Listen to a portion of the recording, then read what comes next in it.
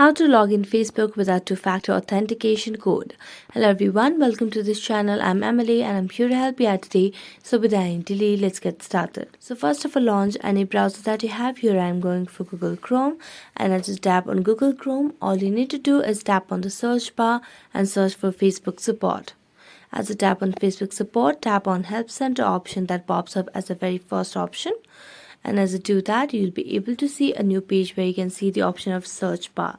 So tap on the search bar and search for login without two-factor authentication.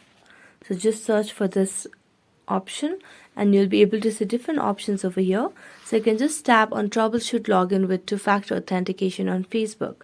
So as you tap on it, you'll be able to see there are different steps and tips for you to log in.